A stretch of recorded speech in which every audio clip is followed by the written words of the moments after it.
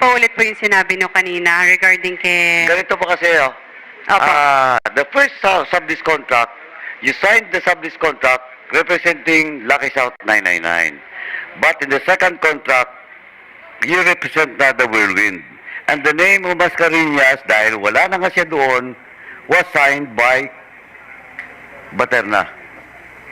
Tama po yan, pero hindi po ako shareholder ng Lucky South. No, but you represent. Yes But you po. confirm. Yes. Diba?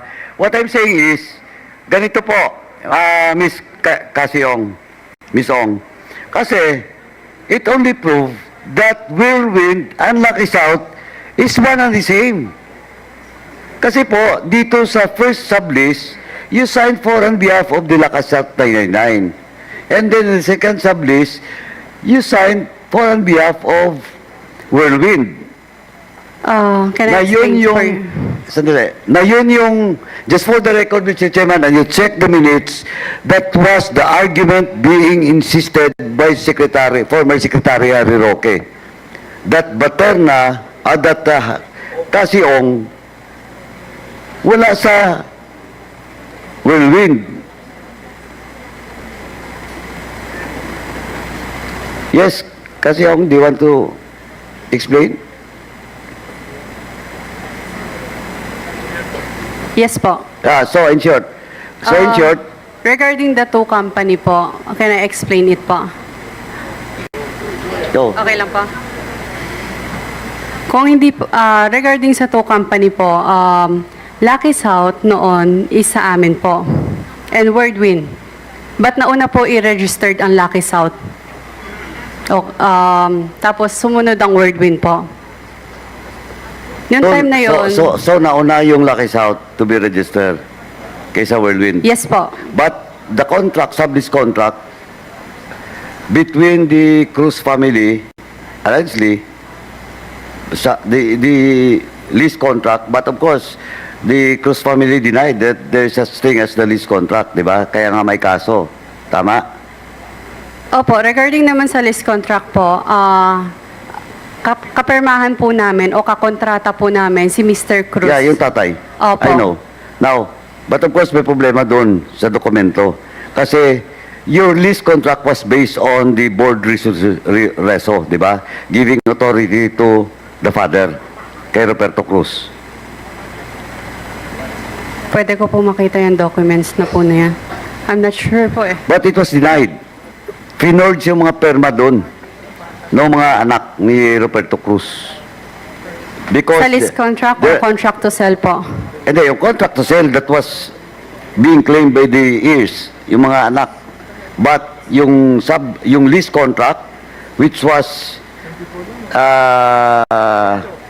where Whirlwind stands and Mr. Roberto Cruz was denied by the children. Hindi po ako sure regarding dyan. Oh, but anyway, so nauna yung Lucky South, then Whirlwind. Yes po. Pero nabenta na po, na-i-transfer na si Lucky South sa other people na po. Last year, 2023, around September, kung hindi po nagkakamali.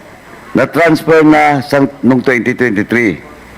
Tama po. But the sublease that we are talking in which you signed for Whirlwind and Lucky South, ito yung mga original documents eh. Yes po. Yeah, we're talking here, we are just establishing, Miss Cassandra Ong, that yung Whirlwind at saka Lucky South, isa lang to. The same people. Tama? Noong una po, yes po. So you confirm? Yes po, Oh, noong so una. when was the time that you met Harry Roque? When was the time? Anong? We met Harry Roque po. Yes. Yes. I think around 2022, after election, nung naging private citizen na po siya. Yung first meeting nyo, nung pinag-usapan nyo?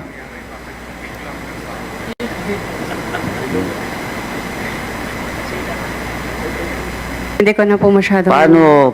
Hindi mo matandaan? I-recall ko lang. Oo. Paano mo nakilala si Harry Roque?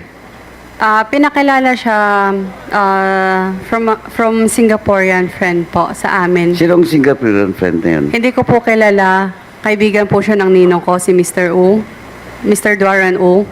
So, a Kaibigan Singaporean po siya. friend of Mr. Wu introduced Harry Roque. Pwede pa ulit po?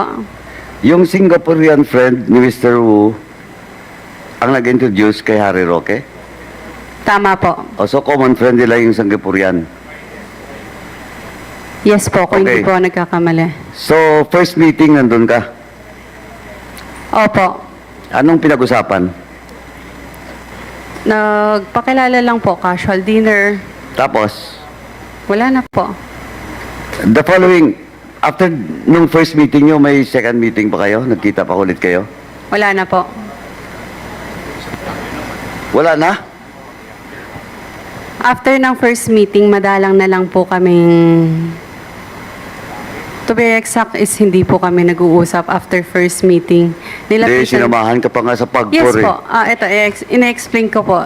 Please give me time to explain po, Mr. Chair. Yeah. After nung first meeting, hindi po na masyadong nagkakaano. Nagkausap lang regarding, nagpatulong lang po. Patulong ka. Opo. But, eto po, Cassandra. Yes po. During the first meeting, nandun ka mismo sa meeting with the Singaporean friend and Mr. Wo. Tama po. Siyempre, kung nandun ka, narinig mo kung anong pinag-usapan. Simpleng pakilala lang po. Simpleng casual So, wala dinner. kayong pinag-usapan? Wala silang pinag-usapan? Wala po.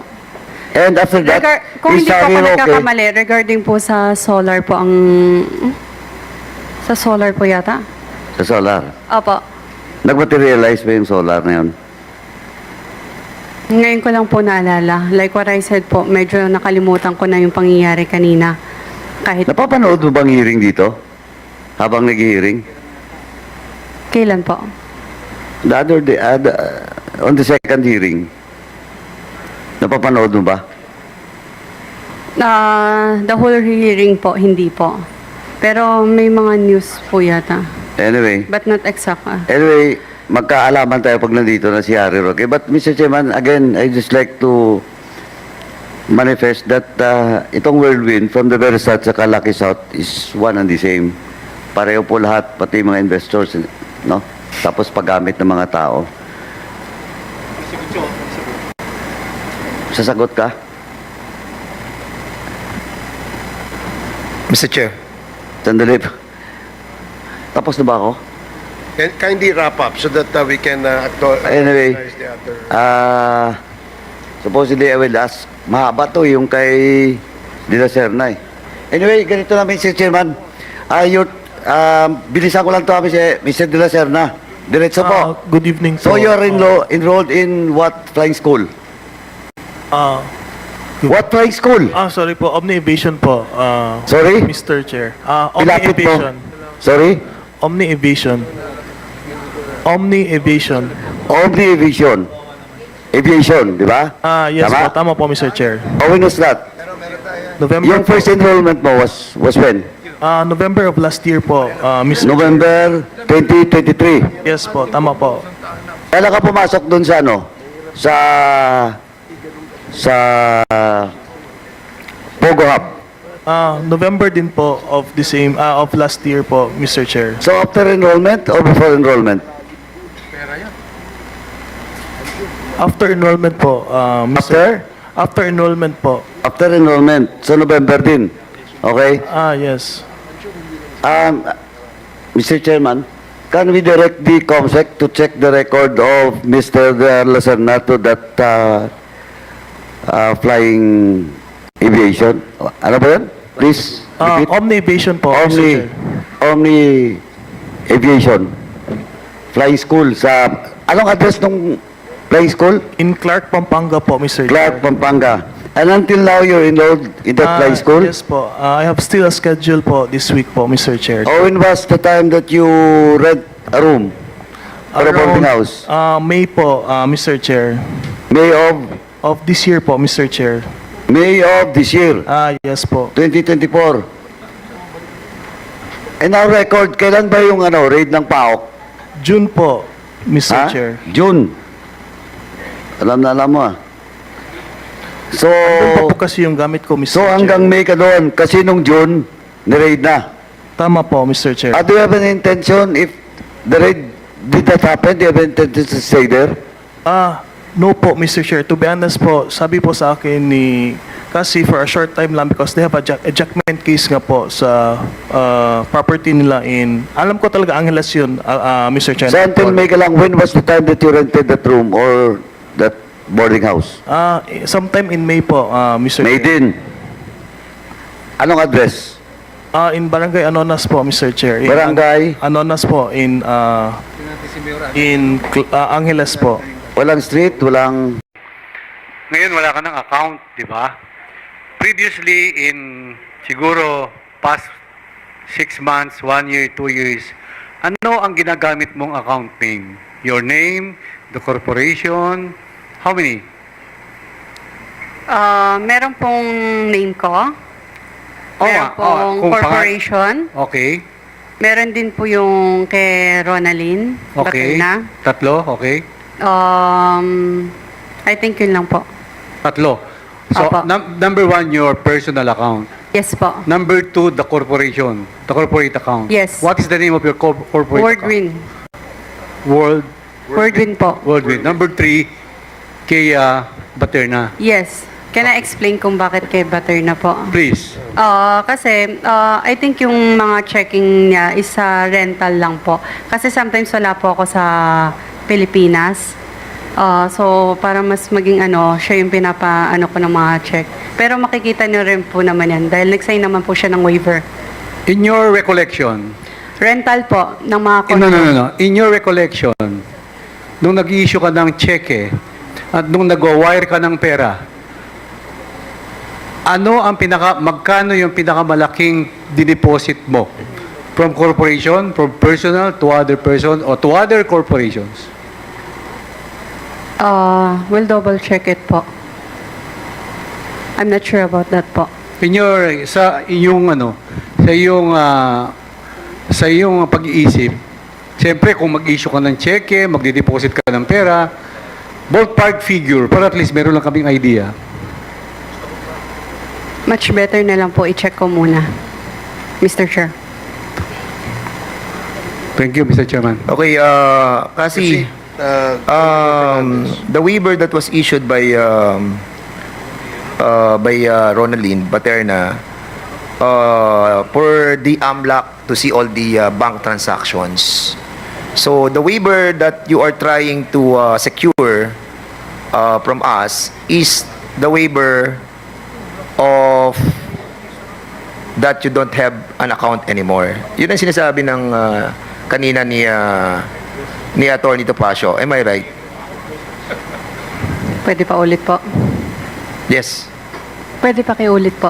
Okay. Mr. Chair, sorry. So, kasi ang sinasabi mo kanina kasi parang nagwe-wave ka doon sa right na malaman namin na wala ka ng mga bank accounts. Yes po. So, hindi yun ang hinihingi namin kasi. Ang hinihingi namin, waiver mo para makita ng AMLAC kung ano ang lahat ng bank transactions nung mga bangko mo. Yun ang hinihingi namin para malaman namin kung saan pumunta yung mga pera na pumasok sa bangko mo. Naintindihan mo yun, Cassie? Yes po, Mr. So, are Chair. you willing to sign a waiver for that matter? Mag-consult muna ako sa lawyer ko, then balikan ko na lang po ang committee if Kasi I'm willing ang or- waiver na binigay ni Ronaldin Baterna, it's all about the checking account that is under her name.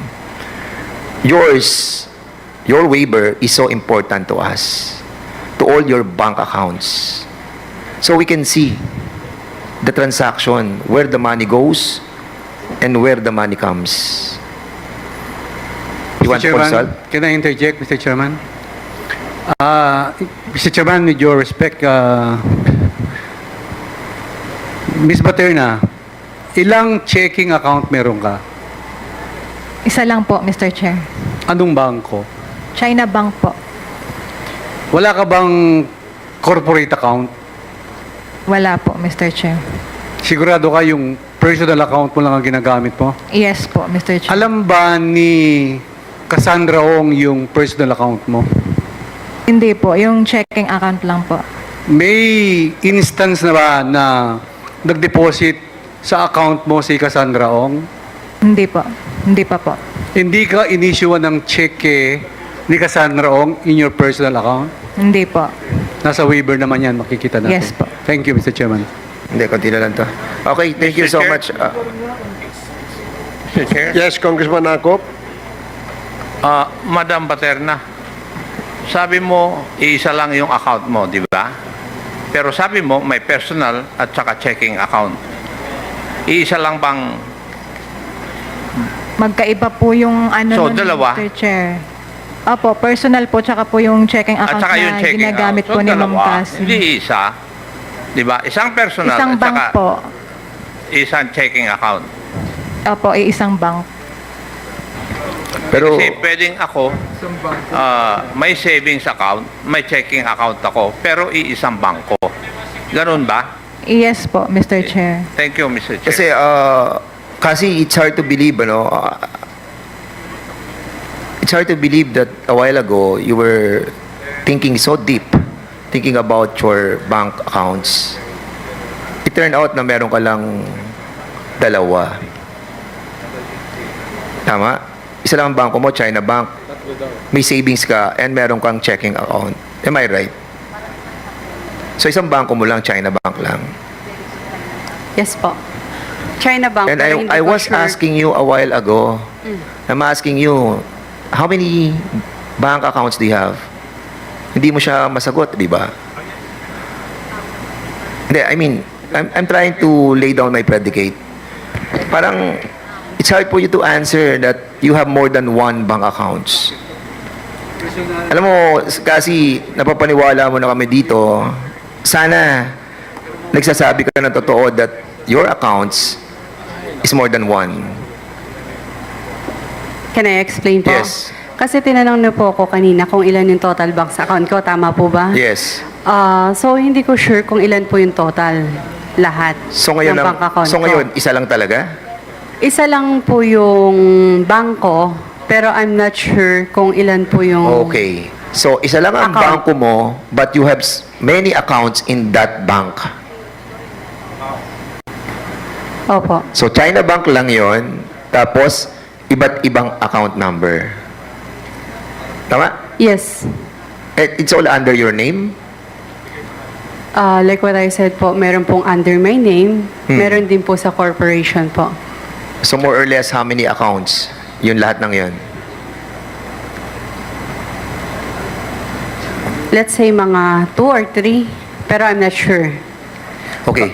Kasi, excuse me, kay Mr. Chairman, sabi mo, iba pa yung kay Rowelyn Baterna account.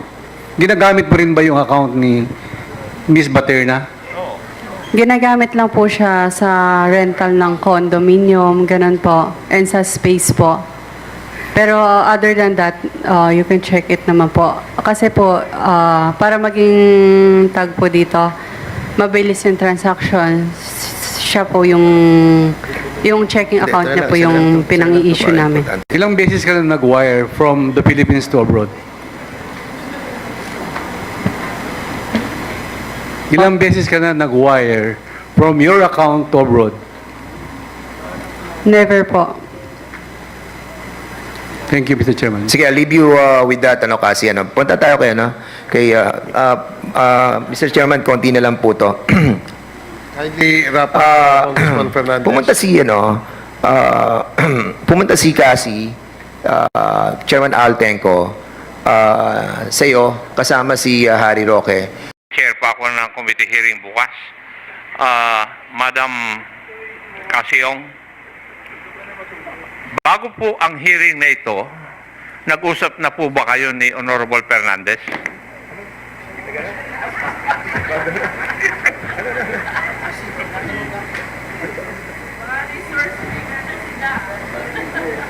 Pwede pa ulit po? Bago itong hearing na ito, kasi nag-conduct kami ng hearing ng joint committee hearing ng games at saka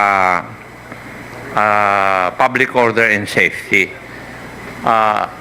doon una na ikaw ay na-cite in contempt. That is why you are here today. Magmula nung hearing na yon, nag-usap na ba kayo ni Honorable Fernandez?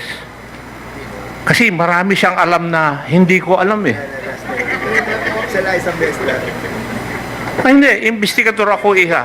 Sana matandaan mo yun. Makuha mo yun. Kasi pagpasok ko dito kanina nung ikaw, ay kung magtingin na kayo ni Honorable Fernandez, may ibig sabihin eh. Oo, lingon ka ng lingon sa kanya. Akala ko nga siyang abogado mo kanina, iya, hindi si Attorney Topacio eh. Wala. Nag-textan kayo o nag-usap kayo cellphone? Yes or no?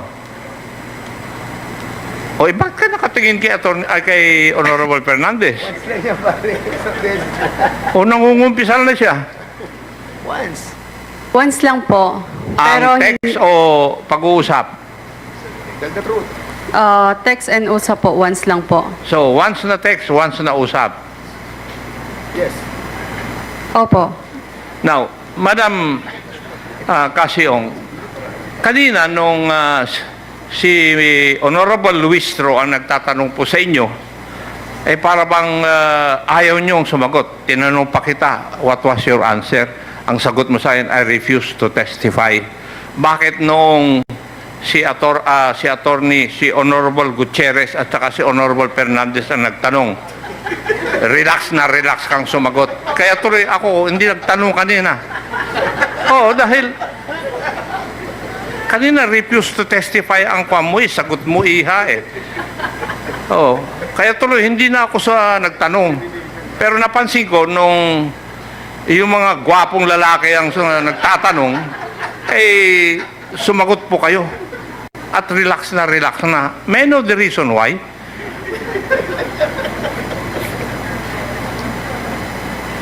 Okay, can I explain po, di ba? Nung una, I really want to refuse to answer po. And then, kinausap po ako ng abogado ko na magsalita ng committee na to. That's why nagsalita po ako. Tumiming lang po talaga kay Madam Chair. Thank you, Mr. Chairman. Yun lang po ang naobserbahan ko kasi marami pong salamat. Mr. Chair, if I may. Mr. Chair, Because we ako na. have a pending no, it's not a pending motion, but we have a already approved that Miss Cassandra Leong will be were cited in contempt Si Chairman Paduano na yon. twice. So I don't know with the decision of the body, because after this, of course, the Sergeant at Arms will bring her to Mandaluyong. Mr. If Chairman. our motion or our approval of that motion stays. But since he cooperated, no, rightly with all of us, I think we have to. I think it is incumbent upon us to withdraw that You're not the movant, co-chair, Dan? Mr. Chairman? Dadali sa Mandaluyong yan, kayo rin. And what is the pleasure of the Mr. body? Chair, the motion to cite her for contempt stays, but the motion to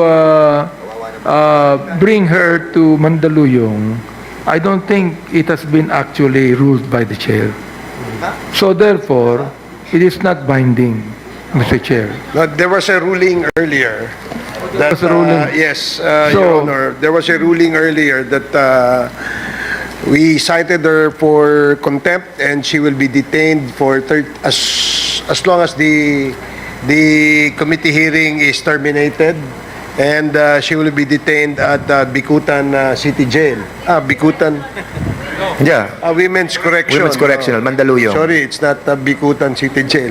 But there was already a ruling, and now I believe that there is now a motion by Congressman Dan Fernandez to withdraw this contempt And order by this committee in consideration of the cooperation made by Ms. Cassandra Ong in this committee hearing of the Quadcom. So I'd like to ask the movant to formally make this motion so that the committee will decide on the fate of Cassandra Ong. But before we Congressman, but before we acknowledge the movement, Congressman Caraps, can we also include Ms. Ronaldine Baterna, considering that she's been cooperative to this Quadcom, and she's been there for almost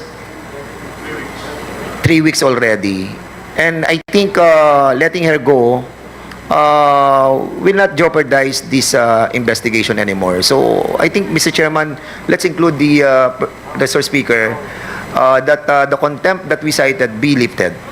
we first rule on the first motion, Mr. Chair. and then later we will ask another member to make the same motion for Ronaldine Baterna, and if there is no objection, then we can let her go. Mr. Chair. Yes, Congressman Well, Adjong. Mr. Chair, I do want to agree with Chairman Dan Fernandez dahil gusto ho natin sila umuwi sa kanilang mga pamilya. But the concern really, Mr. Chair, is how sure are we that in the next committee hearing, like for example, Ms. Baterna, she would make herself available. Number two, after everything that has been said here, I know I'm just trying to share to you my personal take on this. They will be they're safer within the confines of the House of Representatives. I mean, I'm just sharing to you, Mr. Chair, what is probably what's in everyone's mind right now. So on the issue of the motion to withdraw the second contempt order against Ms. Ong, by virtue of now her being cooperative and responsive to the questions, I would definitely move for the withdrawal of the second contempt order. That she may no longer stay here indefinitely until the end of this committee hearing. But we could at least specify a certain days. That way, Mr. Chair, the original contempt order stays, Mr. Chair. So, in the case of Ms. Ronaldine Baterna, that's the apprehension that I have. Not only is her safety, their safety, but the assurance of this Quad committee that they will be available once we hold another committee hearing. They are two vital, important resource persons and witnesses. So, importante po yung kanilang cooperation at saka yung presence nila. Pag wala ho silang dalawa dito, wala ho tayong mapapala dito sa Quadcom pagdating sa issue ng illegal operation ng Pogo. Okay, for clarification,